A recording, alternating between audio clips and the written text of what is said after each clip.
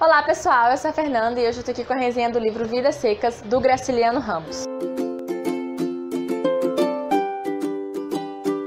Esse livro foi publicado em 1936 e pertence ao movimento modernista que teve início oficialmente, com a Semana de Arte Moderna. Ao longo do movimento modernista, a gente tem muita coisa acontecendo, não só na literatura, mas nas demais manifestações artísticas. A ideia geral do modernismo era voltar o olhar para o Brasil, parar de buscar inspiração em outros países ou nos movimentos estéticos que aconteciam em outros países e buscar, de fato, construir uma arte tipicamente brasileira. Inclusive, os modernistas mais radicais costumavam dizer que a arte brasileira, que a literatura brasileira, ela estava começando ali com o modernismo, porque aquele movimento de fato era o que estava buscando inspiração na literatura brasileira, na cultura brasileira, a cultura popular brasileira. Uma das correntes que estava em vigor na época do modernismo foi a corrente do regionalismo, que assim, de uma forma bem concisa, foi uma corrente que buscou sair do eixo Rio de Janeiro-São Paulo. Buscou colocar os holofotes também em outras regiões do país, chamando a atenção e colocando os holofotes, de fato, em outras vivências, em outras narrativas que existiam ao longo do Brasil. Vidas Secas faz isso com o sertanejo nordestino, mas existem outras obras que também fazem isso, como por exemplo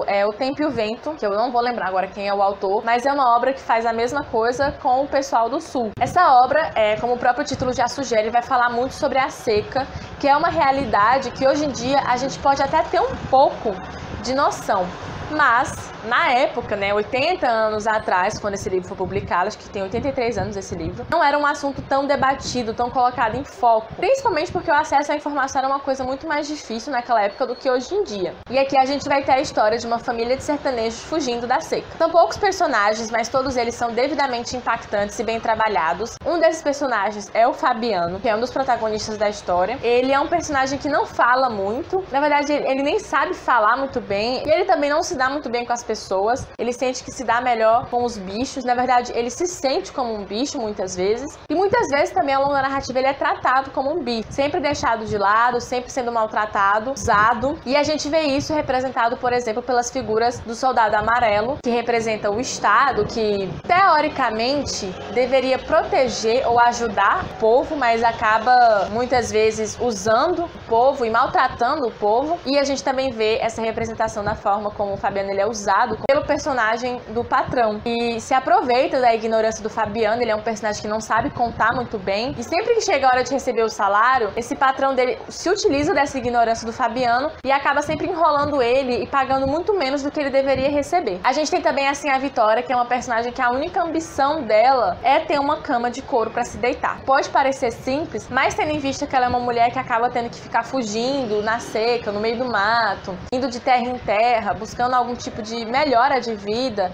e que é uma personagem também que não tem um mínimo de conforto sequer para dormir, o sonho dela ser uma cama para se deitar, a gente pode perceber como um desejo dela de se sentir mais gente, de se sentir com mais dignidade. Ela até fala muito isso ao longo do livro, que ela quer deitar numa cama de couro que nem gente, que ela se sente como um bicho.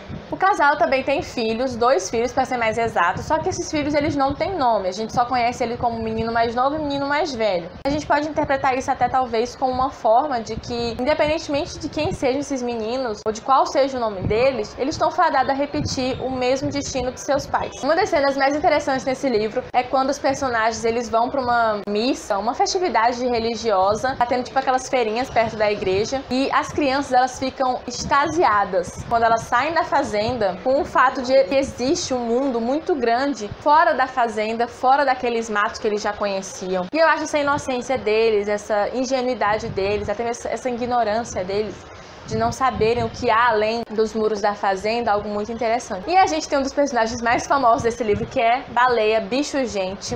Por que ela é chamada de bicho-gente? A Baleia, ela é uma cadela, é a cadela da família, e ela é uma personagem, tem a personalidade, seus pensamentos são muito mais trabalhados do que o pensamento do Fabiano, ou dos demais personagens, por exemplo. As emoções dela são muito mais trabalhadas também. Então isso configura nela uma certa humanidade, que nem mesmo os personagens que são realmente humanos humanos têm. Uma das razões que a fazem ser tão marcante. Eu gosto muito de Vidas Secas, foi um livro que eu precisei ler para fazer um trabalho. Apesar disso, foi uma das melhores leituras que eu já fiz. Foi muito interessante poder conhecer finalmente a escrita do Graciliano Ramos, porque esse foi o primeiro livro dele que eu li. Inclusive, esse livro não é meu, mas não se preocupe, Leandro. Eu ainda não tive a oportunidade de ver você e poder devolver seu livro, mas não se preocupe que eu vou devolver. Vidas Secas é uma narrativa muito envolvente, de modo que é impossível você não se compadecer da realidade dos personagens, da vida que eles levam, e você ficar esperando que sempre aconteça o melhor com eles. É uma obra também que o Graciliano ele vai aproveitar para fazer uma denúncia da realidade social, através da vivência de seus personagens, mas que infelizmente acontecia e acontece muito ainda hoje em dia na vida real. Ele denuncia a omissão do governo, que, como eu disse anteriormente, ao invés de proteger ou cuidar,